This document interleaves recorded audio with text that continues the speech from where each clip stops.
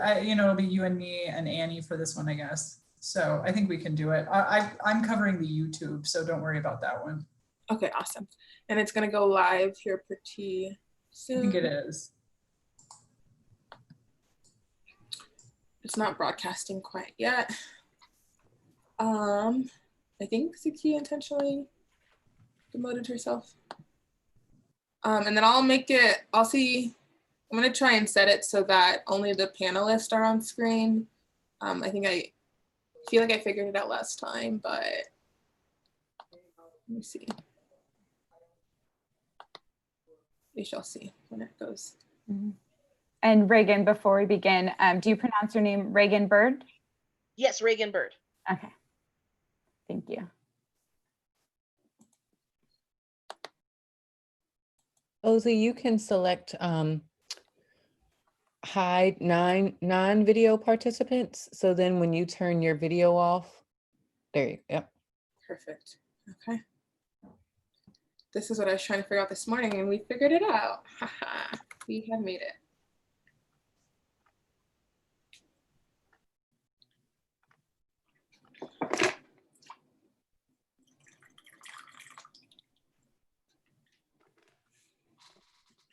And we will go live in 60 seconds or so, give or take.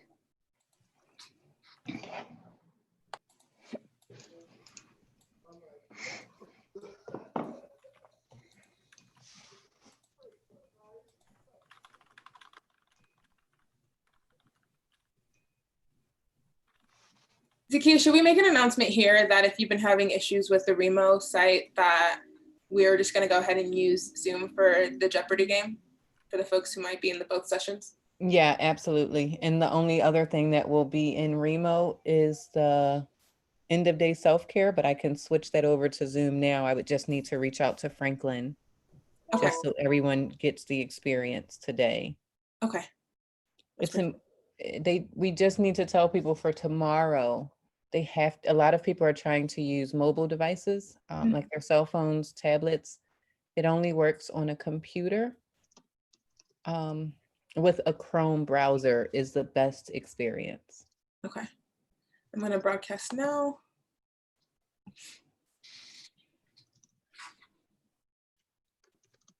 It is live. I'll hop on real fast. Hello again, everyone. We'll wait for folks to trickle on in. If you'd like to and feel so obliged, go ahead and introduce yourself in the chat box. We will be monitoring that again to make sure that we get all of the questions that are coming in, but we're going to go ahead and encourage you to keep your questions in the Q&A so that we can see them, as there are a ton of you out there. And I am going to go off camera, and we'll start in about two or so minutes. Oh, and another quick thing, for those of you who have reached out about the Remo platform not working, we're gonna go ahead or having issues logging in on the Remo platform, we're gonna go ahead and move that to Zoom. And so we will put that in the system so it'll automatically do that for you. And we'll make another announcement about that towards the end of the session, but just go ahead and note that the rest of the sessions will be on Zoom versus the Remo platform.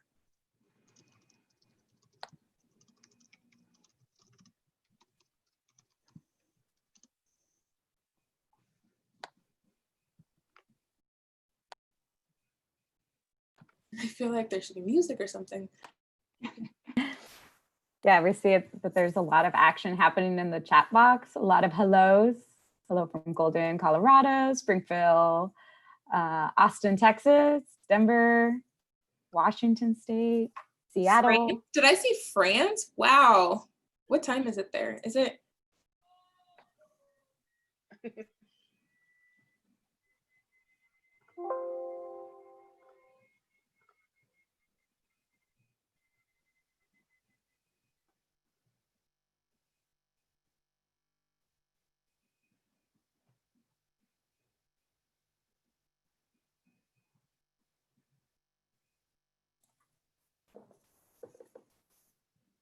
We're giving it just a few, I think another minute or two to get started. But welcome everyone. Right now you should be hearing my voice and seeing the wonderful faces of our panelists and some folks that are working this session. If you can also just give me, like a yes, you can hear our voices. Yay, I see. You only see me, okay. If you do have any technical issues, feel free to drop them in the question box. And we have a team of folks working behind the scenes to make sure that everything is working properly and that you are getting the best session experience you could get.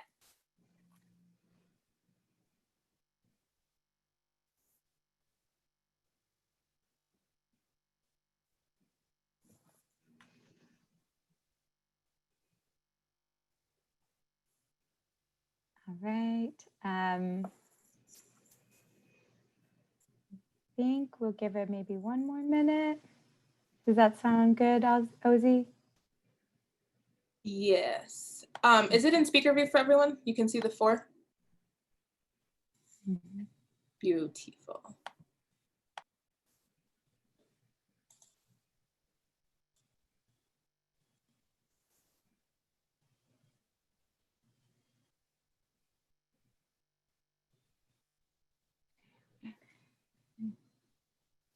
Okay, great. I am getting confirmation that people can hear and see us. And if you have any, again, technical difficulties, please let us know. We do have live transcripts available. We just dropped the link in. If you have any issues with accessibility accessing that link, again, please let us know, and we'll be happy to make sure that you have everything that you need. So we will go ahead and get started. Hello, Pennsylvania Black Librarians Caucus. I'm glad you are here. My name is Laura Tadena. I will be today's session moderator, and I will be moderating out of Austin, Texas. So hey, Texans, that are also experiencing this heat. And during our session, we will again have folks moderating the chat box as well as the Q&A box. We will also be recording questions. So if you do have questions that you would like to ask our panelists, please drop them in the question and answer box, and we will be collecting them in a Google Doc that we will use towards the end of the session to help build in those questions and ask them to our panelists. But we are mindful of time, so we will try to get through the 5 questions that we have prepared, and then as well as getting to some of the questions that you have through the session. I also want to note that we will be using progressive stacking. If this is a new concept for you, or if you need a reminder, progressive stacking is a technique used to give groups, marginalized group, a greater chance to speak. So we are asking that if you would like to self-identify as being a person of color, to use an asterisk in front of your question, and we will make sure to prioritize those questions. And let's see what else. So again, the link to the captions are available in the chat box, and feel free to ask questions and be as active as you'd like. And if you would like to tweet about the symposium, we are using the hashtag DPL Symposium and hashtag Workplace Racial Equity Symposium. Okay, and so with that, I'll go ahead and begin. Again, my name is Laura Tadena. I use she, her, hers pronouns.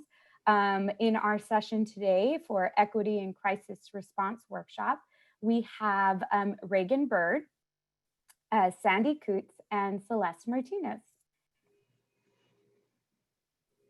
And before we begin, do you all just want to say a quick hello? Hi, my name is Reagan. I use she, her pronouns. And thank you all so much for joining us today. And excited to have a talk about equity and what we can do regarding a lot of different kind of crises and things that are going on. So thank you all for joining. Hi, I'll go. Yeah. Go ahead, Celeste. Hi there, my name is Celeste Martinez. My pronouns are she, her, and ella. I'm really excited to be here with you all today. Awesome to see folks from all the places I grew up, Santa Cruz, California, and but I'm based here in Denver. Excited for this conversation. Thank you. Sandy Coots, I'm local, Jefferson County Public Library. I am an immigrant, spent most of my life overseas, so beyond thrilled to be here today and part of this conversation, buzzing with excitement to see what questions you have, and excited to learn more from you and from the other panelists. So yay, we're here and we're doing this. This is awesome. Okay, thank you. And I apologize, Celeste, I mispronounced your name at the beginning. So I will make sure to say it correctly moving forward. So we do have a set of preset questions, and we can go ahead and begin. So the first question is, how does and will COVID-19 impact organizational equity efforts?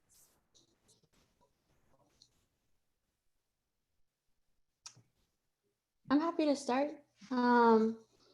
Yeah, I think, first of all, the fact that we are in the middle of a pandemic, it definitely impacts our equity efforts. And I think like what I'm noticing is a few different types of reactions since I'm connected to various organizations. There's this initial reaction of like, well, the work is really important and we need to keep doing everything that we've already been doing. The second reaction I'm seeing is like, what is possible in this time? And the third reaction that I'm seeing is what is needed. And I think that there is a combination between all of those different reactions at this time that's really needed. And as I shared like in the pre-recorded video, I've really been sitting with this question, this quote by Grace Lee Boggs of, we have to reimagine everything. Grace Lee Boggs was an incredible activist from Detroit. And the reason why I bring that up is I think that this moment around our equity work is really inviting us to reimagine what is possible and how to do our work in a way that doesn't fully exploit people or expect them in this traumatic state of what we are experiencing, whether that is with the pandemic of COVID-19, the uprising that we're seeing in defense of Black lives, and everything else in between that long existed before. It's allowing us to actually reimagine and ask the question, what do our people need? And how can we work together in a way that's actually more sustainable? And so I would just say, to kind of conclude my thought, I would invite folks that see yourselves kind of moving at the same pace as you were before. Why are you holding on to that? And have you taken the time to really connect with your people and ask them what they need in order to thrive at this time? I would like to echo what Celeste said as well about the pandemic has revealed, you know, nationally, statewide, locally, how many of our systems are not working. The inability for systems that work alongside each other to kind of collaborate. Like there's a lot of concern about, there's a conversation happening about opening workplaces that is completely disconnected from schools opening and whether working parents are able to have where their children are going to be going or what childcare is going to look like. Meanwhile, other businesses or organizational hours are being formed as well. So I continue. There are a bunch of marginalized groups or groups who from an equity standpoint have additional resource concerns and considerations that I see just kind of screaming into the wind and still are not being heard. And folks with disabilities are another group of folks. So this move to remote work and, oh, we're just going to do everything through like these visual different mediums. And folks aren't thinking about how hearing impaired or visually impaired folks are able to access some of those things. So there's a lot of communities being left behind, and it's because there's like this, I believe that there's kind of this anxiety driven rush to this back to normal, where the conversation we need to be having as a society is we need to pause and take a deep breath because normal is gone. Normal is gone. And we are now tasked with building a new and better normal that not only addresses the pandemic, but addresses, let's make some systems that actually work.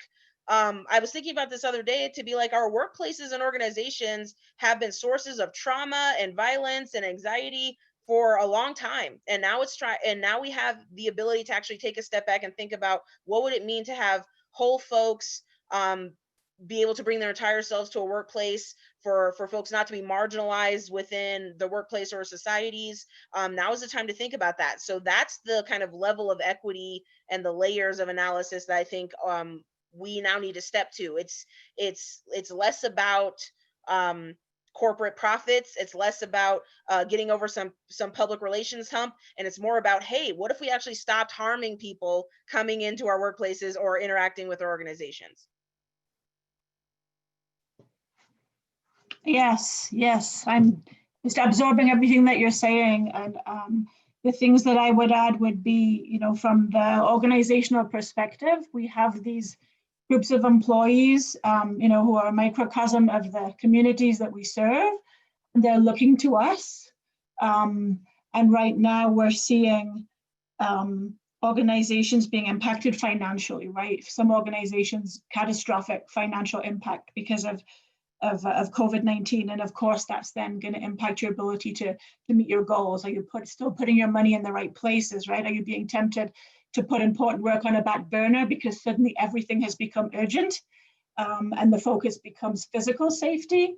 When in fact, right now, I say the most important thing we can do for our employees, for our workforce, is focus on psychological safety, right? We see unraveling all around us the disproportionate impacts of COVID-19 on our communities, and that's coming into our workplaces too. So I think about the well-being and the mental health of our employees, and I wonder about us putting our resources there. Like, how are we supporting people? How are we looking at a workforce that suddenly has become mostly a remote workforce, right? Who may already have been suffering from those diseases of despair, loneliness and isolation, and think about the things that were already going on in people's lives that were stressful and how they've been exacerbated, and how morale and productivity suffers because of that. So I think we have an opportunity to, I love that word, reimagine, our role as an employer and this group of people that we're supporting,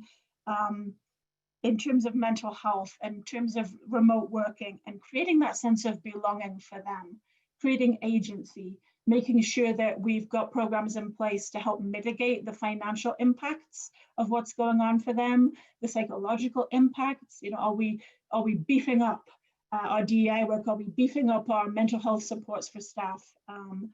Are we allowing ourselves to focus too much on crisis response and losing strategy, like not losing sight of the reason that we exist, the goals that we have, making sure that we're embedding the equity work into those strategies, into those long-term goals, and keeping equity at the center. Like, don't lose sight of what we're trying to achieve here, because we have this unique opportunity to rethink it and do it better. And also this large group of people depending on us to support them through this stressful time in their lives. Absolutely. Can you, and actually we're going to take a step back, can you briefly describe your roles and your background, and just, a little bit about the work that you do and how it relates to equity and inclusion and diversity, especially around crisis? And you want that from each of us? Yeah. So yes, I am. So again, I'm Reagan Bird, and I'm an anti-oppression speaker, trainer, activist, and consultant. And I do diversity, equity, inclusion consulting through an anti-oppression lens. And when it comes to crisis specifically, I try to help organizations think through what groups are being marginalized or are further at risk or targeted in the middle of a crisis. Therefore, who do you need to be focusing resources and efforts on? What risks do crises pose into organizational operations? Things that will not work now that we're in a different kind of time economy. And then also, how do we have conversations about how to adjust those things, rebuild things? It's really like, a lot of this is like a strategic planning process. You have to kind of back the organizational view up. and look at things like that. So I'm here to present an overall diversity, equity, inclusion, anti-oppression perspective, but also things organizations need to be cognizant of as we're in not just one crisis, but like we're not even naming what crises are we in. So we're in the middle of like a global resurgence of white nationalism, fascism, the climate crisis, the pandemic. So I'm just like, I just think it's amazing how, you know, and I'll end here, is just that we need to really sit with, when we say crisis, like how broad or how narrow are you just thinking of your organizational budgetary crisis, or are you thinking about the society that your organization is within and all of the crises that your community and your employees are really having to deal with in their daily lives? So even the broad definition of crisis, I think, is important here.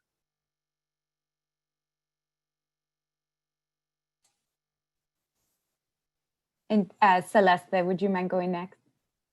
Yeah, for sure. My name is Celeste Martinez. I'm the founder and owner of Celestia Alegria, Igniting Joy Through Transformation. Through my consulting business, I offer an array of services, including coaching, facilitation, organizational development, and training programs, as well as curriculum development.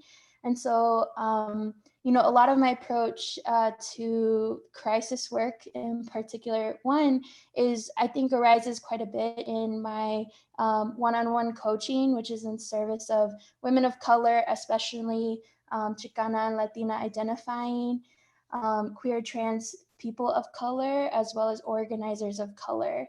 A lot of my background has been in community organizing over the past decade. I've worked in various roles through local nonprofits here in our Denver community, from, you know, policy reform to, you know, creating networks that help us to respond to moments of crisis. And so I think, you know, as Reagan was saying, like, it's really important first for us to be clear about what crisis are we addressing, and how are we trying to respond to it. You know, when I thought about this panel, it reminded me actually of some work that I did with the Colorado Rapid Response Network that was birthed out of really the vision of undocumented folks in our community, saying, like, there's so much ICE activity and violence that's impacting us.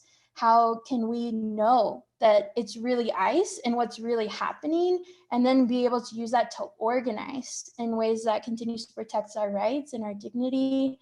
And I'm really grateful that I had a role in being able to, you know, respond to that. And I think that when we consider equity work, sometimes we think of that as like just DEI trainings and things that need to be set aside for a time. But I would invite us to think about equity work as a mindset, right? Like, how do we want to really meet people where they are, as our staff, as our community, and really listen? And are we making informed decisions about how then that shows up in the culture of our organization? So, you know, a lot of my sisters touch on this, not just, you know, the racial equity training and characteristics of white supremacy, and confronting anti-Blackness programs that I run, but I also, you know, really embody this equity framework in everything that I do, so that way folks' needs are met and people can really thrive and live joyfully. Yeah, beautiful. All right. So who am I? Sandy Coots. I'm the Director of People and Culture for the Jefferson County Public Library System. I've been in this position for about 8 years, so I do set the strategic direction for everything you would associate with people operations. So I work with the people who take care of the most important stuff, right? For me, our most important asset is the one that goes home at night, and actually right now is working from home. So I oversee all the things associated with HR. I also oversee the social work program and the volunteer program. And organizational change and organizational development is a big focus of what I do. I'm also on the executive team, so I'm a decision maker, I'm an influencer, I'm a leader within our organization and within the county and the community. So, you know, attracting and maximizing the talents of the workforce is kind of my official job, but I'm also a teacher and a facilitator and a coach. So that's a little bit about me and the work that I do. Thank you so much for sharing. Our next question is, how can organizations use an equity framework to respond to the impacts of COVID-19 and prevent potential harm?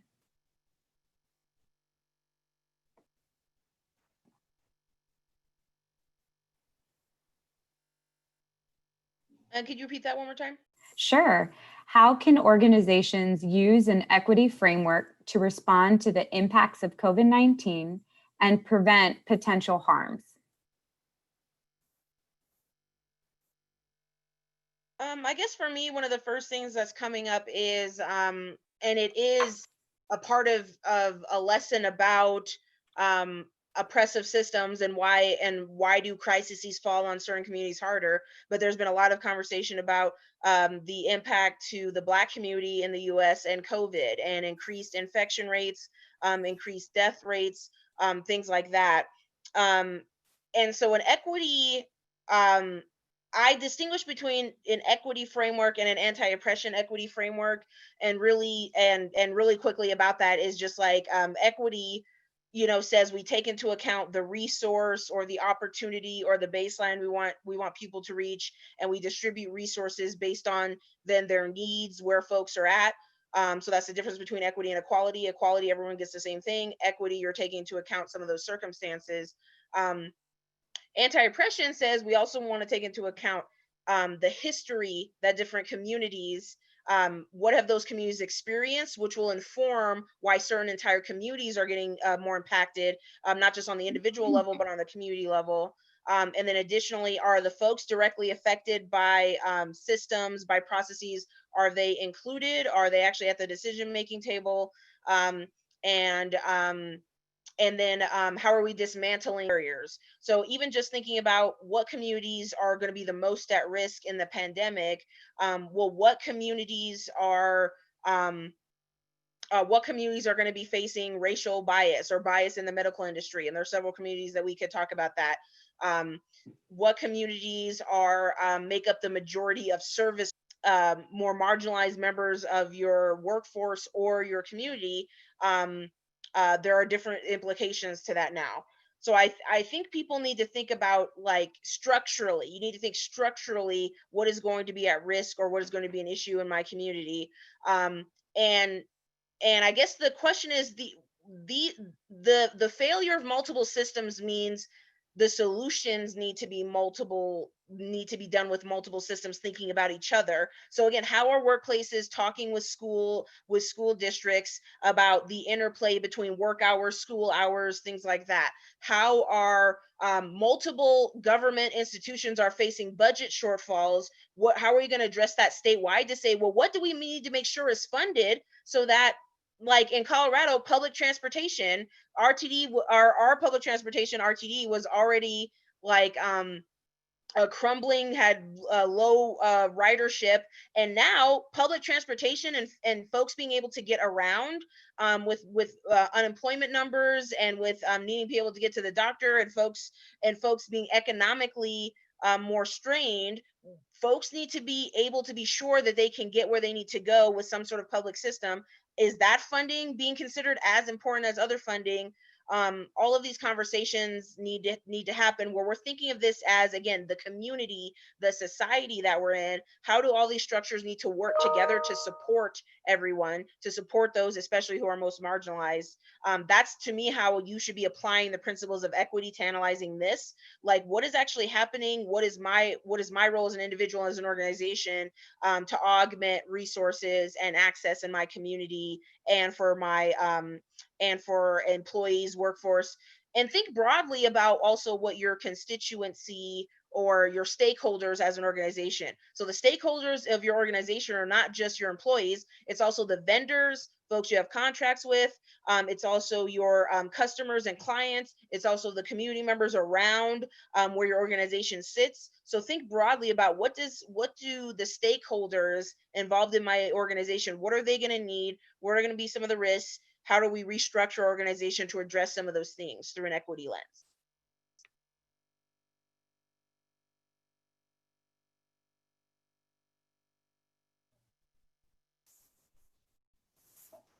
Yeah, something that that's kind of bringing me to our first question, and a point that you were saying as well, Reagan, is around accessibility. I think like right now is a really important time for us to really determine in our workplaces is is what we are trying to do accessible, and are we right, like including within the things that we see as part of the work time and space that allows people to be supported with the ways that they're processing various forms of trauma. For example, as like Sandy was saying, right, mental health and being such a crucial role and component, that's always true. Long before we had a pandemic, right, we were facing other sorts of crisis. And it's really important for us to recognize that residual trauma or firsthand trauma that employees are experiencing is something that needs to have time and space, that isn't after work hours, that isn't an aside, but actually something that could be built into the culture of our organizations. And I've seen, organizations that are implementing this right now who already have a framework. And I think that we can learn from them, such as Resilient Futures. Another organization that comes to mind is RISE, which does some education organizing in Aurora, Colorado. Along with that, when I think about accessibility, there's many of us who are also caretakers for our families, right? Who have immunocompromised systems. Maybe you have that yourself. There's just such a huge spectrum of things that are not seen necessarily traditionally in the workplace. And I think that there really should be a moment of assessment around, are we allowing the opportunity for this person who obviously has the qualifications and skills to perform this work to also hold the other responsibilities that they have in their life, and create an environment that allows for both of those things to exist, because like one can ever exist without the other. And a few other things that are coming to mind to me in relation to this question is just overall in the fact that we live in a dominant culture that is very quick to be disposable and ready to say that, the pandemic is over, right? Like there's a lot of things that even at our local government and state government level that have put aside precautions around what we know is best right now to keep our communities safe and healthy in regards to social distancing, potentially not working in the office. And so I think, again, when you, at least as someone who has been in management and as a director, I would think about what is my decision-making power and ability to make sure that the well-being of my team extends to many different areas, right? Like not just the well-being of how well are we getting the work done, because the work, it will always be there and it will happen. But if folks are like too much in a state of trauma, or they're too stressed because they aren't able to take care of their family members or themselves, then it's going to make it nearly impossible. Which brings me to my last point, and part of, I think, as well, what Reagan was uplifting. We have to examine all the systems, and that includes the infrastructure of the systems within our own workplace. Like right now, I'm a sole member of Celestial Alegria, of my company, and it's really important to me that I align myself with other organizations that are as small as me, as well as considered small businesses in Colorado, and connecting with those types of organizations to advocate for policies at the state level that will make it possible and affordable for me to have access to benefits, as well as to advocate for that for the future employees that I hope to have as my business continues to grow. And so I think that's the other component here, is really considering all angles. But when I think about the workplace, like what is my decision-making power? What am I responsible for? And if my health insurance is too expensive for my employees to actually use, then I should reassess that and do something about it as soon as possible, right? Because that is something that can have an immediate impact and allow us to move out of crisis mode and into a more grounded space to be able to do the work well. Mhm. Thank you, Celeste. There were a few questions. Could you, just a quick follow-up, can you repeat the two organizations you mentioned? One of them was RISE and the other one was Resilient. Resilient Futures. Resilient Futures? Yes, they do Okay. trauma-informed training here in the metro area, but since we're in this virtual world, I know that they're getting requests from out of state too. So Resilient Futures. Thank you. I would only add a couple of things to all the great things that we've just heard. I think having a framework has been helpful for the organization that I support. You know, having a framework, having an equity statement, having a strategy, having it embedded in our mission and our vision and our core values. So in the initial crisis of the disruption caused by the pandemic, we had a plan that we were able to rely on, fall back on, right? So even in crisis mode, as people were scrambling, we were able to pivot because we did have some guiding principles that were guiding us forward. You know, we knew our why. We knew why we were doing what we were doing and what we wanted to achieve. We knew how to measure our success and who to share that with. We had already figured out, you know, what structural challenges we had and what systemic challenges we had and what training to offer. So we had something to fall back on. So having a plan is really helpful. And I've been looking at equity frameworks of other organizations, and the one I want to mention that has really impressed me, and it was something, you know, that existed before this current conglomeration of crises, was Portland Prosper. If you want an example of a beautiful equity framework, look at Portland Prosper. It's really inspirational what they did there, because I think what we need right now is like meaningful and long-lasting action to create change, right? And that requires strategic vision and intent. And it requires us to show up differently. And so our equity framework helps us to know how to show up. So it's like focused on doing right rather than being right, leaning into your humanity, being willing to have those courageous conversations and open the dialogue and making sure everybody's got a voice, right? Whether that's within your workplace, within your communities, reaching out and connecting with those other organizations and those community partners, because this is a really complex problem. And so it's going to take a really complex response, and it's going to take all of us, right? None of us have the answers. And the people experiencing inequity are the experts. So are we listening to them? Do we know when to lead and when to step aside and let somebody else lead? Like an equity framework can help you do those things the right way if you've already got a plan in place. And if you haven't, like, stop making the business case for us, just do it. Like, go look at the great work other people are doing. Do you have experts on staff? Do you have experts in leadership positions, on your governing bodies, in your communities? There are experts out there. There are consultants like the ladies that we're talking to today. You know, bring people in to help to do the work, because it's going to take all of us to figure out the way forward.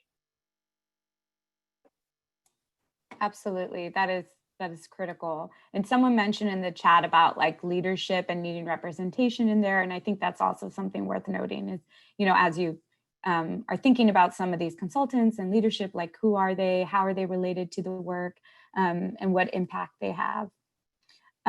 So the next question, what vision do you have for a post-COVID society, if that indeed is possible? And what would equity look like? So for example, what are specific and new examples of transformational work within organizations that you as panelists are seeing or plan to do during this time of COVID-19 and Black Lives Matter?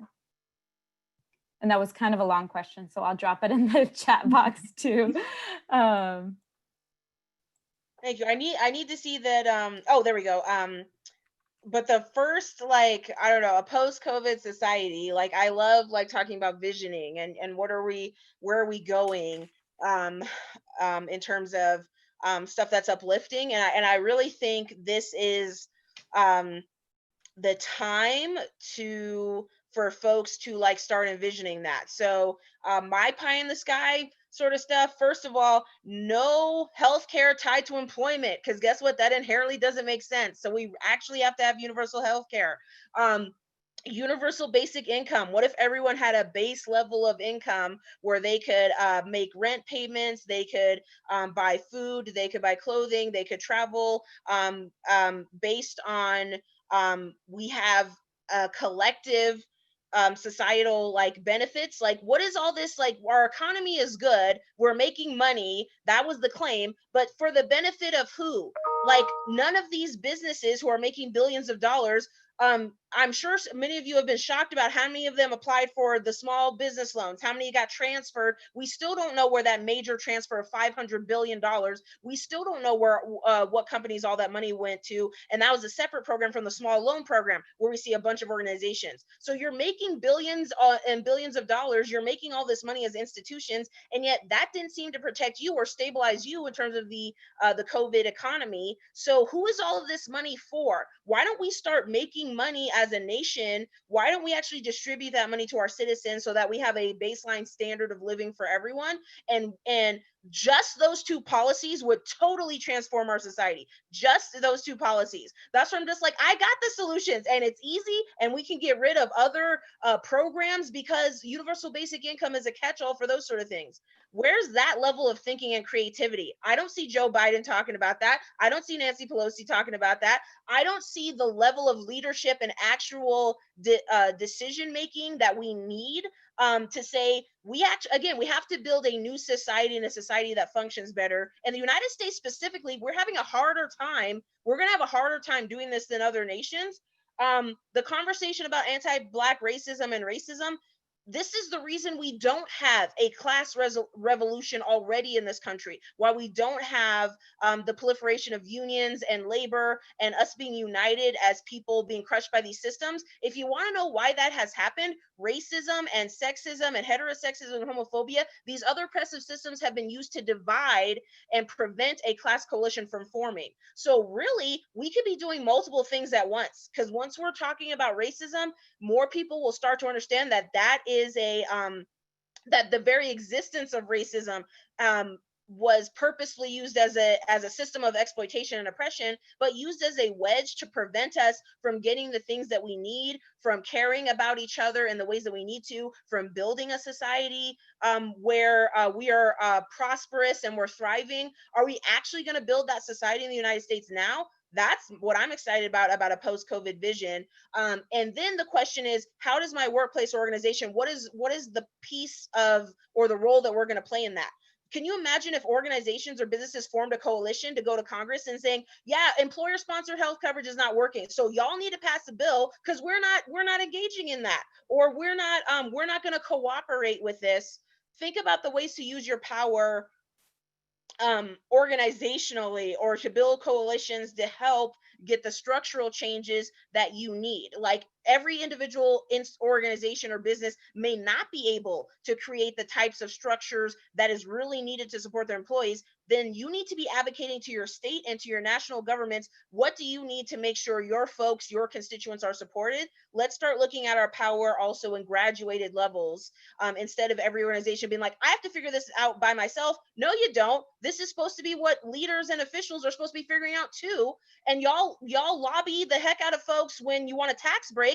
Now start lobbying for real structural and social change. And if we're doing that, I feel like we can make some real strides in a few years. And we need to make them to make sure that folks aren't dying and that there's not more harm being caused in the interim. So we got a lot of work to do.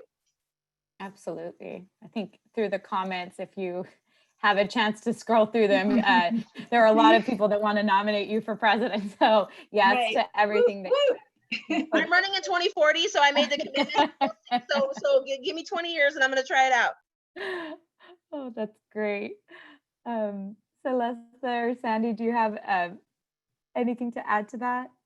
Yeah, I have a couple of things I'd like to add. That's a great question, by the way. And thank you for asking a question that you didn't give us time to prepare for, because like my brain went all over the place with that one. That was awesome. I apologize. I think, I love that. I'm dreaming about like radical change. Like a period of crisis like this should be the catalyst for radical change, right? So for me, what would that look like? It would look like affordable housing. Like, for goodness sake, we live in Colorado. Can we have affordable housing, right? Can we have universal health care? Remember, I came from a country that was all we had. And so this is a huge culture shock for somebody who moves from another part of the world, where you don't have to worry about the cost of getting sick, the cost of getting pregnant, the cost of dying. Like, for goodness sake, right? Stressors in people's lives, barriers that we can remove, right? Access that we can provide. Education is huge for me. When will there be universal, affordable education? And I'm not just talking about higher education, I'm talking about early childhood programs as well. That's a big piece of my background. When will there be true inclusion around educational opportunities? So those are the things that I dream about. And I also think about the transformation of like institutional policies and practices. Like, is that a reality now? I mean, can we grasp at that, what it would look like to undo, to unlearn? Like, it's hard to learn, but it's harder to unlearn. But could we collectively now unlearn some of the practices that inadvertently perpetuate inequity? And could we do better as organizations around that? Are we willing, right, to take the risks and get it wrong and keep trying? Because I feel like this isn't a sprint anymore, this is a marathon. So we've got to like take a deep breath and like buckle in and be willing to like stay the course with this and just keep showing up and speaking up, and not be afraid to ask for that radical change that we need. Yeah, I mean, there's a lot that's already been said, and I think what's coming to mind for me is a few things. First, in this time, like, our imagination is crucial, is so crucial in order for us to have this long-standing radical change that, like, Reagan clearly gave us a clear sermon about. Sandy is like continuing to uplift, like, I'm very clear. And it just makes me think about actually a quote from a fellow organizer, Rosie Washington. When she said this, it totally shook my world, so I hope it does for you too. We are living inside of someone else's imagination. There are people who thought about this being our reality, that our basic human needs are not even seen as rights. The fact, like, we don't need just housing, we like affordable housing, we need housing to be seen as a human right. We need universal income. We need healthcare to be seen as a human right. We need time to take care of our families. We need paid family medicine. We need so many things in this country that we do not have because of the origins of where we come from. And part of the imagination of where we come from is colonialism and white settlerism. It's really important for us to understand that, because the reason why people came here was in service of wealth building for a colony, for another country. It was not to create reinvestment in our own communities and have sustainable living. And that legacy continues to perpetuate itself. All of the foundation of what we've been built on, it continues to reiterate that, which is why we're seeing right now in this conversation around anti-Blackness, why it is so crucial for us to have that particular conversation. There's a piece in the video that I prepared for this that I didn't get to include, and I wish I did that, but I'll just say it here. If we are not creating environments in our workplaces that not only are tolerable, they should not be tolerable. That is not the aim that what we are shooting for in this time when we're talking about equity. And what I mean by that is like the statements that say we're multiracial organization or corporation. That means that we tolerate multiple races and ethnicities at the table. What we need to do is be explicitly anti-racist. And in order to be anti-racist, we have to confront our anti-Blackness. And as a Chicana and a member of the Chicano community, like, our anti-Blackness is so deep-seated to the way that conquest and colonization has impacted us, and it still lives in our minds, and it still is embodied in our culture, and it's much of the reason why we are not in deep unity in this moment, as we should be with our Black siblings, to get free. So my other big thing right now, along with like having your own imagination, is have an imagination with other people and to do the hard work to be in deep relationship, like real deep relationship, not just like I have this one friend, but like I'm a part of a community and all members of my community are so important to me and that their dignity is so important to me that I will do everything I can to ensure that their dignity is seen and that their life is respected and sacred. Part of, again, like what we are facing right now is that there is a disposability, there is a disdain towards our Black siblings, and that mentality, as well as towards our trans siblings and Black trans women who are putting forward an imagination of a world and what it would look like. I saw like Afrofuturism here in one of the comments, I think from the librarian group, like, like that is crucial. We should follow your imagination because that is really, to me, our path towards liberation. But it takes a lot for me to get to the point where I can actually follow your imagination and trust in it, right? And that means that I have to do my own work to be able to see that as the path to how we will get free. So yeah, those are some of my thoughts. Laura, can I add something as well? Yeah, absolutely. Because I just like, yeah, I'm like, because Celeste, I feel like you're getting at the core. I mean, we need to start having conversations about the root of the problem, and so I feel like you're getting that, to be like, what are the roots that are causing this bad, like these bad results? There are broken and damaged roots that are the reason why we keep having these bad results over and over again. Because someone in the comments said something about, well, what about the people, if we have universal basic income, like what about the people who don't want to work or don't want to have a job? And I'm just like, think bigger than that. What if we thought of an economy not based on forcing people to work? Is like, what if jobs were based off of merit and interest? Aren't we building a more efficient society? What happened to our Star Trek vision of a utopian future where everyone doesn't need to have a job because there are technologies and creations that do most of the work, and therefore and we're not defining people's worth, people's value based on what they produce in a job. Even the 8-hour workday, the 40-hour work week, that is a construct. We came up with that to stop the 16-hour work week and the 20-hour work week. We came up with that construct so we had some semblance of work-life balance. What is the next evolution of our society and our economy? I can envision an economy where people work based on their interest and their skills, not because if I don't work these 2 jobs for $7.25 an hour, I literally cannot afford to have a roof over my head. We have created a makeshift economy based off of scarcity when we're getting more efficient and we're getting better at stuff. We could have a post-scarcity economy right now if we merely decided to have one.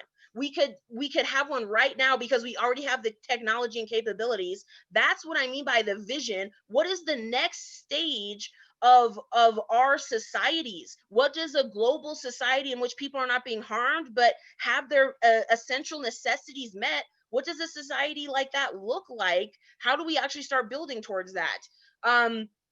So think broadly about I mean, even just another core question is even just being a human, just being alive, just figuring out your purpose, just reconciling with your own death and the death of your family, thinking about pain and loss, but also the joy and the amazing journey that you're on as a human. Do you feel like you have enough space and time to think about things like that, to enjoy your own existence? Do you feel like you have enough time? Because I can tell you, until 3 months ago, I did not feel like I have enough time. And now it's like my ability to think and put everything into this work, it feels liberating, but I'm also like, I want everyone to have this. I want everyone's needs to be met, and us to have time to just enjoy being alive and existing. We haven't envisioned a future like that. Mankind, the globe hasn't envisioned a future like that for ourselves. So we need to think broadly and more utopian about what we're trying to achieve as humanity, as people. And that could be in small communities all the way up to the biggest, largest global community, because we have to start thinking of ourselves as a global community as well. We are at the point where humankind as a whole is impacting the globe. When the president in Brazil says, I don't care about the Amazon rainforest being burned, and it has global impacts for weather and dust storms and for our global health, we have to start thinking of ourselves as a global community. And that question, what do we want to achieve that's good for everyone? What kind of structures do we want to build that is non-oppressive systems of justice, systems of joy? What would that actually look like on a global level? And then narrow that down to your community, and what do I want my community to look like? And then that's where your piece comes in. That's how I want us to challenge our thinking, because we've put ourselves into constructs that we don't need to maintain anymore. These constructs are not working, these systems are not working. It's time to build something new. Yeah, absolutely. I think COVID has just shown how much disparity is occurring in everyone's situation, and really looking at like the root of the cause, and why do we keep doing the same thing? And if it's because that's our system and policy that's been in place for X amount of years, maybe we need to rethink that. So thank you, that was great. Sandy, I have a follow-up question for you. Can you give an example of how your equity framework at Jefferson County helped you respond to the COVID crisis? Yes, there were a couple of things that we did right away. One of them was realize we needed to create agency for our workforce. Like suddenly they're dispersed, the libraries are closed, there's uncertainty, there's lack of information, there's fear, then suddenly there's job insecurity, there's financial insecurity, people don't know what the future holds. So one of the things I think we did really well was we organized, right? We created strike teams, and the strike teams were to take care of the important things. And one of the important things for me was psychological safety, and part of that was agency. So we actually created a strike team, and we called it the Staff Connections Strike Team. And it was people from all levels in the organization, all kinds of voices. And we tasked them, like, come up with a way to create agency. And they did fantastically creative things. They started doing daily WebEx events for staff with a whole host of topics. And some of it was just purely a chance to show up and see each other's faces and talk to each other and talk about what was going on in their lives. And then they had some self-care topics and some wellness and some fun. And then they created an employee-only Facebook group that people could go to connect. So we started to create affinity and a sense of belonging for staff. So that was one example of, I think, the way that having that framework around people are important, all people are important, are all voices being heard? Are we distributing decision-making and power equitably? Are we giving people the chance to have influence? It really made us think about people and think broadly about people when we started to respond to the crisis. I hope that's helpful.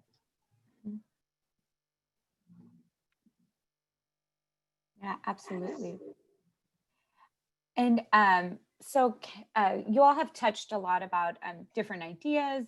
Can you share any resources or ways, suggest any resources or steps that people might be able to take so that they can begin forming their own action plans and within their organizations? My favorite resource right now is, this is a new one for me, and so I get really excited about the new thing. Is a project called Awake to Woke to Work, and I'm really intrigued by the framework that they created. They've described an equity cycle and then identified the levers that make the cogs in the wheel turn. And I just think this is beautiful work. It's Equity in the Center is the organization that sponsored this, and they describe these three levels of equity, of development for organizations, starting with figuring out how to wake to awareness of the issues, and then, focusing on people first, and then getting to systems next. But it's beautiful. So if you're interested in looking at something that somebody else has done and using it as a starting point and not having to reinvent the wheel, right? Awake to Woke to Work, building a race equity culture is a beautiful resource. I would recommend that one. Thank you. Celeste or Reagan, do you have any action items that people can take towards that they can do within their organizations? Yeah, definitely. Plenty of action items. If you're interested, in any of the programs that I offer, as well as actually just doing an assessment of how you can actually build in greater racial equity into the infrastructure and the culture of your organization, reach out to me. Right there, that's my role in community. And you can find me online. Everything is Celestial Alegria, but my website is www.celestialalegria.com. Two other action items, right, that you can support right now is if you identify as Latinx or Chicanx, I'm hosting a program that is starting here in a few weeks right now on confronting anti-Blackness. The first cohort is of 20 people, and if this is speaking to you and you want to really dig deep in how you confront that for yourself in community, sign up for a free call with all information there, as well on all our platforms. And the third thing for folks who want to take action in tandem with this program that I am launching for confronting anti-Blackness, I'm also launching a reparations network through my business, because it is really important that as we take the time to do our internal work and to gather as our community to go deeper, it's also really important for us to take action, because it's not like our Black siblings' life is on pause while we're doing our work. And so you have the opportunity as well to invest in that through, my Venmo or PayPal, just write in reparations, and that actually will go to 10 different Black leaders, artists, and Black-led organizations here in Colorado that will support our community. Because at the end of the day, we need to create our own systems and our own understanding of economy, and reparations is a crucial part of that. If we are really going to establish the equities that we need in the future to have a joyous life, to have freedom, and all the many other things that have been said in this conversation. Thank you, Sandy and Celeste, for those. And Celeste, thank you for your focus on reparations and forwarding that conversation on your end, because yeah, there's still an intense level of resistance to that, and I feel like all of us have to make strides to getting people comfortable with that conversation, and then actually doing something about it in terms of individual organizations, communities, and at the national level. So thank you for your work on that. I will also, I will just add real quick that I am also myself a resource. So if you are interested in this anti-oppression perspective, I do anti-oppression trainings and consultations, specializing in anti-racism and anti-sexism. So doing organizational assessments. I tend to be very qualitative. I want to have interviews with folks. I want to look through things. I want to have organizational discussions about values. I do presentations that will transform your thinking about what are the roots of what are we really talking about? And it's this dehumanization piece that Celeste and I have been talking about. Like, this is the root problem of oppressive systems is dehumanization, trying to use people as resources, and that has never worked. It's never going to work. We have to paradigm shift how we look at people and how we think of people and their contributions to society. That has to be an entire paradigm shift. So I approach that with organizations. And then the last thing I will mention that I do, and then I'd like to mention one of the resource is I do accountability partnerships. So if you've done a DEI project, if you've gotten some training, if you're just like, yeah, we have our plan, we need help executing our plan, we need a problem solver, a thought partner, something like that, then I offer accountability partnerships, and that's for ongoing processing, consultation, and support for the organization to meet their DEI goals. If you're interested in that, check out my website, reaganbirdconsulting.com, and then that shows more about my my resources and services. Again, reaganbirdconsulting.com. I would say since many many of you are in different geographic locations. There's two things that I would say, like, look for in your area. So look for, first of all, most organizations do not have the knowledge or skills to do this work internally without an outside expert. So get your organization to commit to spending resources on, we need someone to help us plan through and think through this. Like, don't presume, oh, this is all just going to work out because we're all good people and we all love each other and we all care. That's not going to get you a strategic plan. It's not going to get you to action items. Just like you hire HR consultants, IT consultants, you need folks to come in and with the skills to help you do this work. So make an organizational time and resource commitment to doing this work. Look for folks in your local area that understand your cities or your states, like, specific issues. Because in Colorado, I have to talk to folks about a taxpayer bill of rights, and I have to talk to folks about other things that are unique in Colorado. There are folks who are experts in your communities who are like that. Look for those folks, and if you can't find them, talk to grassroots organizations, nonprofits. They will know some folks that you should get in contact with, and they are a resource in and of themselves. Understanding what community needs are, what is actually impacting their community members. Grassroots nonprofits have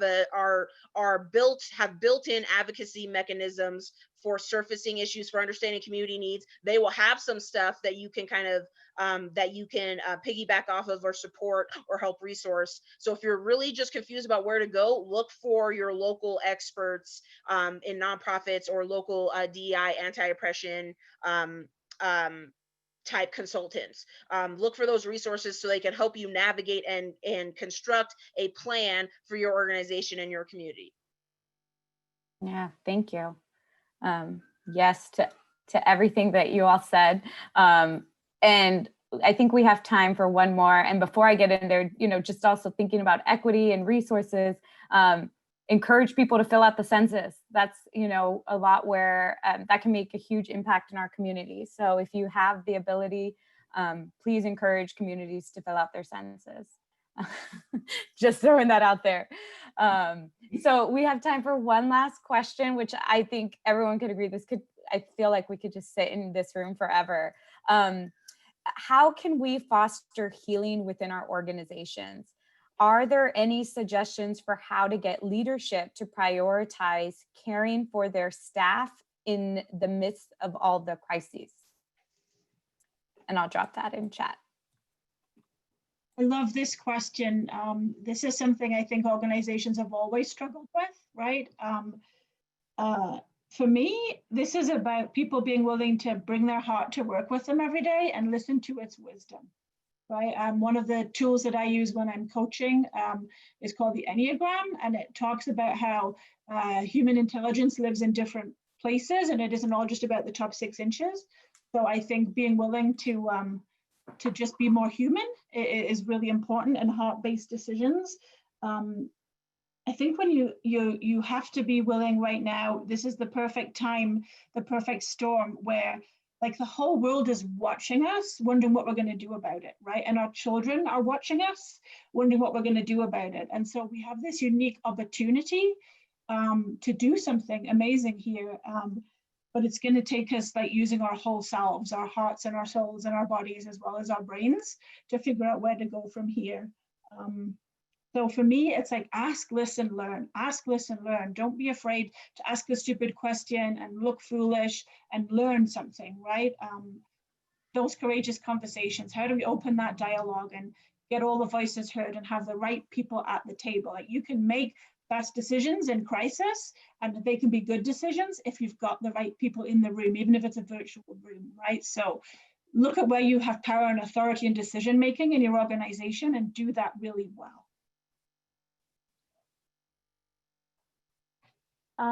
Yes, for this question, like, healing is such an important aspect to my work. Of course, with, like, my individual clients through coaching, but also in how I approach transformation with organization. Transformation is a natural part, change is a natural part of our world. And I think oftentimes when we think about transition, think about change, we're in these moments of crisis, fear is what guides us, right? And so I think in this particular question, right, it's like, how do I get leadership in my organization to recognize or value healing? My invitation to you is to lean on healing practices that are important to you. Take that moment to have a breath in the middle of the conversation that is tense or difficult.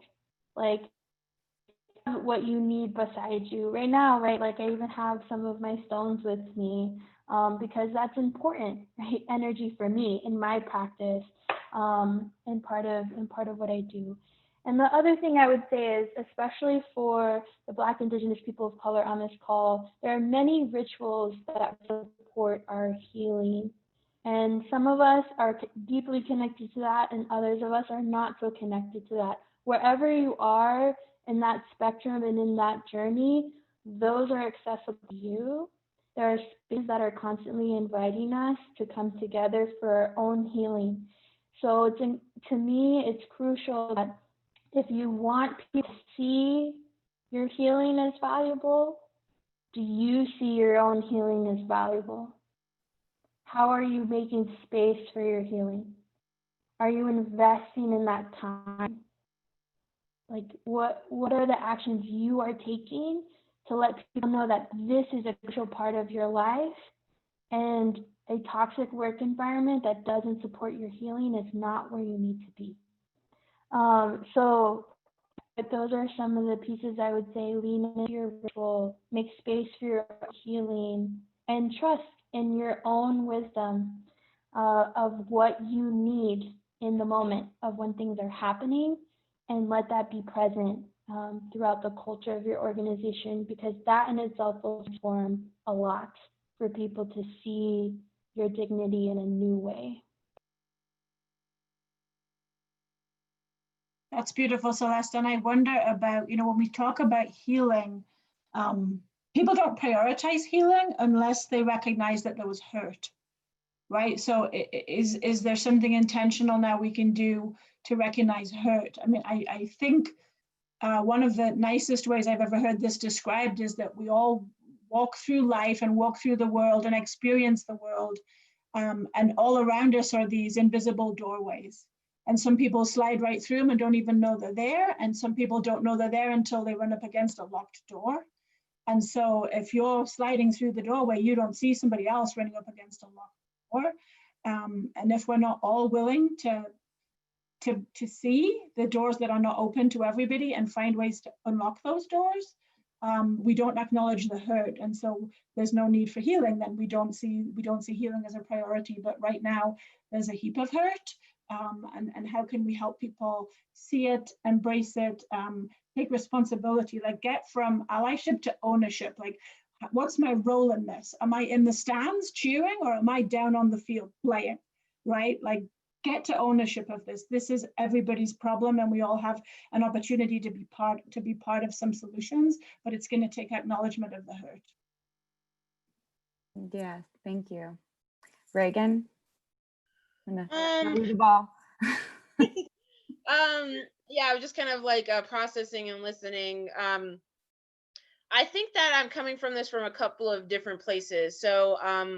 So broadly, some recommendations for everyone is the first conversation you may need to have at your organization is, hey, like, folks are not okay. You seem to not be addressing that, or we're not okay. We need to take a pause and have a conversation about what are people needing now? What does this work environment need to be now to meet people's needs? Because again, like, I was there. I was working for another organization earlier in this year, and just like this, we're going to maintain the same level of productivity, and we're still going to do 8-hour work weeks, and we're still doing this, and occasionally getting, a floating holiday or some extra acknowledgement. But I'm like, this is not, this expectation about our workplaces are going to be doing exactly what they would be doing, but remotely amid multiple crises, is not realistic. And if folks are not doing okay, demand that your organization pause and say, this is what me and my coworkers are feeling or experiencing. So, and try to go through your channels, but disrupt those channels if those are not working. To be like, I went to HR and they didn't care, went to my supervisor, they didn't care. So now I'm bringing this up in the staff meeting. Now I'm talking about it so everyone can see that I'm bringing this up. and have it be, and name that it's coming from a place of harm. I am not okay. I'm being harmed by this dynamic that we have. That needs to be the first conversation an organization has, oftentimes. And if your organization is not prepared even to do that, then the next case would be get a third party that can protect you in to have that conversation. So if you can get your organization to agree, well, we need to do a diversity, equity, inclusion training. We need someone to come in and help us rethink these systems. You can let that person know this is what's happening, and that the person you hire can be an advocate for staff in a different way. I ask questions like that all the time to say, what's really going on behind the background? What do you really need me to know in a way that I can protect you and advocate for you as someone who's been hired to challenge and surface these things as an organization? So try to get them to at least hire someone to say, we need someone to bring someone in here to do that, and then tell that person what's going on, and they can say, this isn't okay. This is one of the organizational systems we need to work on to fix how folks are feeling and operating within the workplace.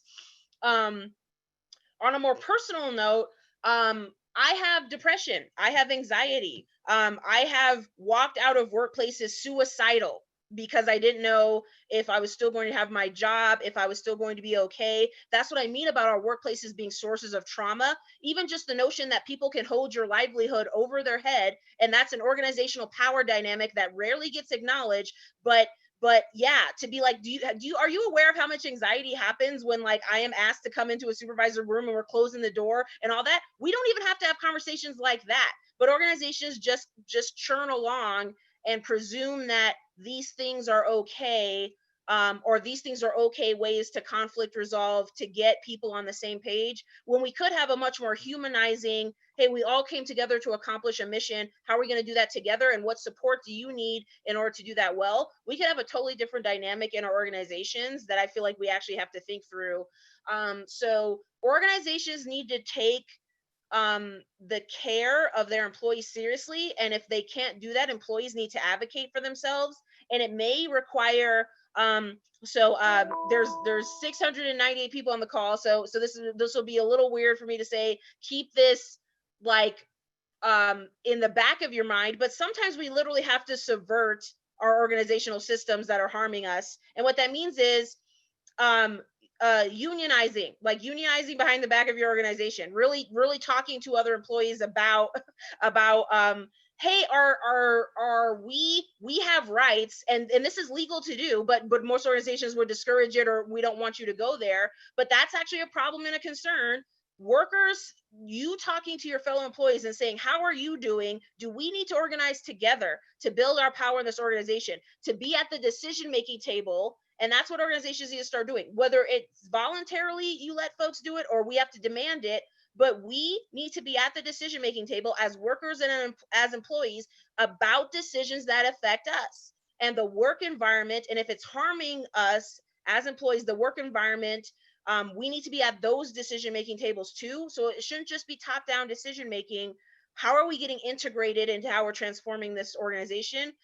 Take that conversation to leadership, and if it's still not working, start organizing with your fellow employees or workers around that, because you have protections, you have rights. Talk to a local labor organization, talk to other folks who can say, yeah, you can assert your rights in an organization even if it's resistant from leadership. And that may be what we need to start doing. Again, we've done it before, but if organizations are not getting it, we have to put our foot down. Folks are suffering, folks are dying, the folks are going to be impacted by this pandemic for years. And if organizations are just like, okay, if you get churned through the meat grinder and you can't handle it, that's fine. We're still doing this and we're still producing this. That's not going to be okay. It's not going to work. So we need to put the brakes on that, and let's do that in whatever ways we can. We can do it through existing systems. We can do it outside existing systems, but this is what has to happen. Absolutely. Thank you. All right. Well, I think we are getting close to time. I'm going to see if Ozzy is available to come back on. Ozzy, are you around? Yes. Hi. I will briefly hop back in. Thank you all for such a powerful conversation. That was truly amazing. There are some comments about the racial healing circles that I'm happy to speak more in depthly with folks if you want to email me in the next couple of weeks. But one of the things that we've been doing at DPL is holding space for individuals who identify as BIPOC to just be in a virtual community together. We breathe together, we meditate, we vent together, we talk, we name the harm that we're facing, and we share our strategies for survival so that we feel seen, we feel heard, and we find ways to move through that, right? Because part of the work that we're doing is to create and change these systems, but we also still have to mitigate the real harm that folks are facing every day. And so that's one of the things that I have been really grateful to be a part of and to help facilitate with DPL. And I can share more about that in the emails, and my background is also social work. I'm a macro social worker technically, but I focus specifically around racial healing and racial equity. And so that's one of the passion projects of mine. But thank you all for coming. This again will be recorded and on our YouTube, but also on the symposium site. Thank you, Laura, for moderating for us. And we will see you all in the next session, which will be the EDI Jeopardy game on Zoom. So take care, be well, everyone. Bye, thank you. You all did wonderful. Thank you.